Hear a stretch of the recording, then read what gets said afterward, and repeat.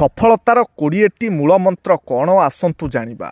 ସ୍ପଷ୍ଟ ଲକ୍ଷ୍ୟ ନିର୍ଦ୍ଧାରଣ କରନ୍ତୁ, ଯୋଜନାବଦ୍ଧ ଭାବେ କାର୍ଯ୍ୟ କରନ୍ତୁ, କଠିନ ପରିଶ୍ରମରେ ବିଶ୍ୱାସ ରଖନ୍ତୁ, ଧୈର୍ଯ୍ୟ ଓ ନିରନ୍ତରତା ବଜାୟ ରଖନ୍ତୁ, ସକାରାତ୍ମକ ମନୋଭାବ ରଖନ୍ତୁ, ନିଜ ଉପରେ ଆତ୍ମବିଶ୍ୱାସ ରଖନ୍ତୁ, ବିଫଳତାକୁ ଶିକ୍ଷା ଭାବେ ଗ୍ରହଣ କରନ୍ତୁ, ନୂତନ କୌଶଳ ଶିଖିବା ଜାରି ରଖନ୍ତୁ, ସମୟର ଉଚିତ ବ୍ୟବହାର କରନ୍ତୁ, ସୁସ୍ଥ ଶରୀର ଓ ମନ ବଜାୟ ରଖନ୍ତୁ, ସଚ୍ଚୋଟ ଓ ନିଷ୍ଠାପର ହୁଅନ୍ତୁ, ଦାୟିତ୍ୱ ନେବାକୁ ପ୍ରସ୍ତୁତ ରୁହନ୍ତୁ, ପରିବର୍ତ୍ତନ ସହ ଖାପ ଖୁଆନ୍ତୁ, ଭଲ ସମ୍ପର୍କ ଗଢ଼ି ତୋଳନ୍ତୁ, ନମ୍ରତା ଓ କୃତଜ୍ଞତା ଅଭ୍ୟାସ କରନ୍ତୁ, ସମାଧାନ ଉପରେ ଧ୍ୟାନ ଦିଅନ୍ତୁ, ଅନ୍ୟମାନଙ୍କୁ ପ୍ରେରଣା ଦିଅନ୍ତୁ, ଆର୍ଥିକ ସୁରକ୍ଷା ପାଇଁ ଯୋଜନା କରନ୍ତୁ, ନିଜ କାମକୁ ଭଲ ପାଆନ୍ତୁ ଏବଂ କେବେ ବି ହାର ମାନନ୍ତୁ ନାହିଁ।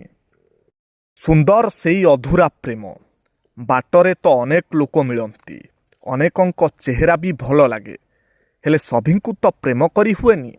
ସମସ୍ତେ ମନର ମଣିଷ ହୁଅନ୍ତିନି। ଛାତିର ସ୍ପନ୍ଦନ ସମସ୍ତଙ୍କ ପାଇଁ ବଢ଼େନି। ମନର କଥା ସବୁ କାହାକୁ କହି ହୁଏନି। ହଜାରେ ଭିଡ଼ରେ ଯାହାକୁ ଆଖି ଖୋଜେ ତା ସହ ପ୍ରେମ ତ ସହଜରେ ହୁଏନି। ଯାହା ସହ ମନର ସମ୍ପର୍କ ଯୋଡ଼ି ହୁଏ ତାକୁ ପାଇବାକୁ ଭାଗ୍ୟ ବି ବାଟ ଅଟକାଏ।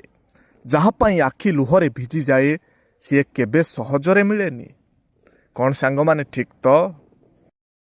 ସାଙ୍ଗମାନେ, ସ୍ୱାମୀଙ୍କ ପାଖରେ ଟଙ୍କା ପଇସା ଥିଲେ ସ୍ତ୍ରୀ ଖୁସିରେ ରୁହେନି, ବରଂ ସ୍ତ୍ରୀ ସବୁବେଳେ ଖୁସିରେ ରହିଲେ ହିଁ ସ୍ୱାମୀଙ୍କ ପାଖକୁ ଟଙ୍କା ଆସିଥାଏ।